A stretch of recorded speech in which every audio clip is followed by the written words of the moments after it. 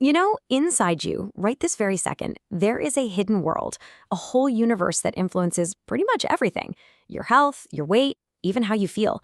So, in this explainer, we're going to dive deep and uncover how the food we eat every day is shaping this inner world, sometimes for the better, and, well, sometimes for the worse.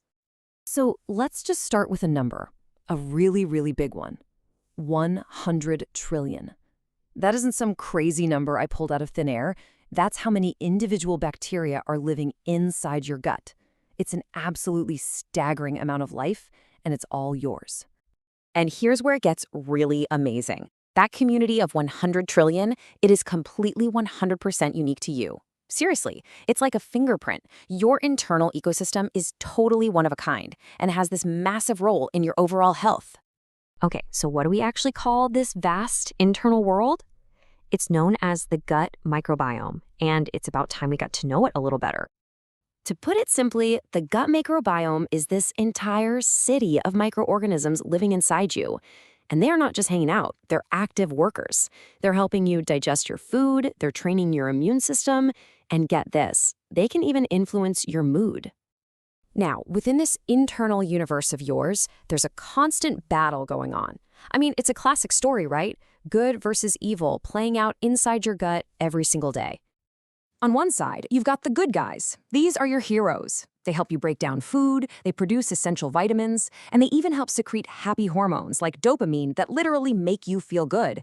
But then, on the other side, you've got the bad guys. And they thrive on sugar and processed foods. They produce these nasty toxins that cause inflammation and can actually drive cravings for more junk. It's a vicious cycle. So, what happens to this epic battle when we throw the modern diet into the mix? Let's take a look at how our food choices are tipping the scales, one way or the other. And here is where our modern diet creates a massive, massive problem. So many of the foods we eat, even the ones we think are healthy because they're high in protein, they are completely missing the one thing our good bacteria desperately need to survive. We're literally starving our allies. Just look at this breakdown right here. Fried chicken? Yeah, it's got protein, but absolutely zero fiber. White rice? Same story. The good guys are starving. But then you look at foods like a sweet potato or raspberries, and they are packed with the fiber that those good guys need. The problem is, we are consistently making choices that feed the enemy and starve our friends. But okay, this brings us to the hero of our story, the one thing that can actually turn the tide in this internal war. It is time to talk about the fiber fix. The solution is surprisingly simple, but it is so powerful. Fiber is the magic ingredient. It's not just about, feeling full. It is the primary fuel for all those beneficial microbes that are fighting on your side. So how much of this magic stuff do we actually need? Well, the recommended daily minimum is 25 grams. Think of this as a clear, actionable target we can all aim for to start feeding our good bacteria the right way. And you know what? Getting there isn't nearly as hard as it might sound. A diet that's just rich in vegetables, fruits like raspberries, legumes, and whole grains like brown rice or sweet potatoes, that can easily get you to that 25-gram goal. Oh, and here's a quick bonus tip for you. Fermented foods are also fantastic for your gut. Now, they work a little differently. They don't provide fiber, but what they do is act like reinforcements, directly adding more good bacteria to your gut army. So you can think of fiber as the food and fermented foods as fresh troops.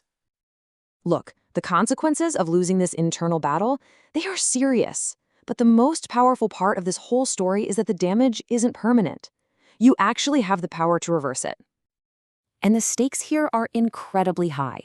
An imbalanced gut, where the bad bacteria are running the show, is linked to a higher risk of, well, everything, from depression and obesity to heart attacks, strokes, and even some types of cancer.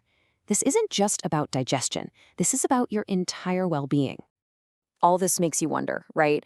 Just how much power do these tiny little organisms have over us? I mean, is it actually possible to, transplant gut health from one person to another?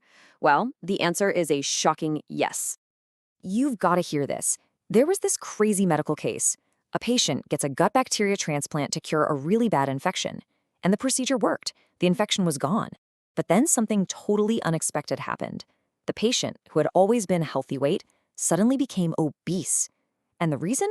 The gut bacteria they received came from a 150-kilogram donor. The takeaway from that story is it's profound and honestly a little bit scary. Your gut bacteria aren't just influencing you. They have the power to fundamentally rewrite your metabolism and your health. They are really in the driver's seat. But here is the most important message of all. This is the really good news. You can change who is in that driver's seat. It is never too late. As this quote says so powerfully, you can reverse the damage just by changing what you feed your inner world. Ultimately, it all just boils down to this one powerful idea. Food can be the best medicine you'll ever take, or it can be a slow-acting poison. The choice of which one it becomes? That depends entirely on how we use it. So, that leaves us with one really critical question. You are the caretaker for a universe of 100 trillion lives. What are you going to feed them today?